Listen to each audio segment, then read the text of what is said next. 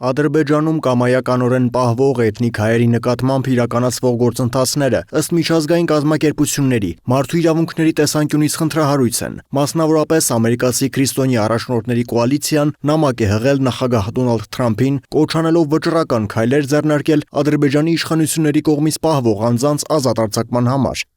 Մենք հավատում ենք, որ դուք միակն եք, որը կարող է փրկել քրիստոնյա պատանդներին։ Գրեթե 2 տարի առաջ Ադրբեջանը էթնիկ զտումներ է իրականացրել ավելի քան 120,000 քրիստոնյա հայերի նկատմամբ, սակայն Բայդենի վարչակազմը հրաժարվել է քայլեր ձեռնարկել։ Այդ ժամանակից ի վեր 23 քրիստոնյա հայ պատանդներ եւ 1 կրոնափոխ ադրբեջանցի ենթարկվում են խոշտանգումների։ Կարմիր խաչի միջազգային կոմիտեին, միակ կազմակերպությանը, որին թույլատրված է ստուգել նրանց վիճակը, վերջին օրերին հրամայվել է լքել երկիրը։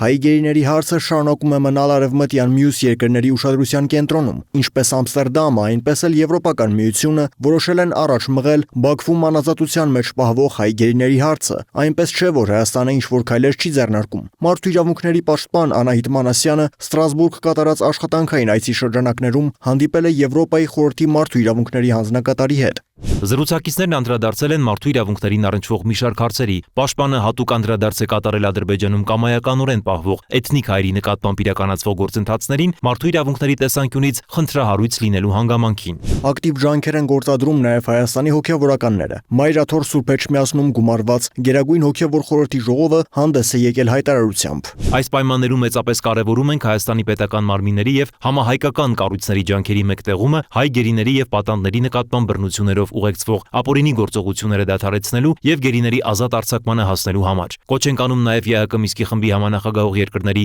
առաջնորդներին, մարդու իրավունքների պաշտպանության մանդատ ունեցող միջազգային կազմակերպություններին ու նրանց ղեկավարներին առավել ազդու միջոցներ կիրառել Ադրբեջանի նկատմամբ հայ գերիներին անհապաղ հայրենադարձելու համար։ Հիշեցնենք, որ Ադրբեջանն ապօրինի ձերբակալել եւ շինծու մեղադրանքներ է առաջադրել Լեռնային Ղարաբաղի նախկին ռազմաքաղաքական ղեկավարությանը։ Ռուբեն Վարդանյանի նկատմամբ քրեական գործն անջատվել է մյուսների գործից։ Դատաքննությունն անցկացվում է առանձին։ Լեռնային Ղարաբաղի նախկին պետնախարար Ռուբեն Վարդանյանը ընտանիքի հետ հեռախոսազրույցի ժամանակ փոխանցել է միջազգային հանրությանն ուղղված իր հայտարարությունը՝ ի նշան Ադրբեջանում իր դեմ կեղծ դատավարության դեմ բողոքի։ Ռուբեն Վարդանյանի առողջական վիճակի վատթարացման, նաեւ նրան խոշտանգելու մասին ահազանգում են փաստաբանն ու ընտանիքի անդամները։ Անդրանիկ Ավետիսյան, Free News, Ազատ լուրեր։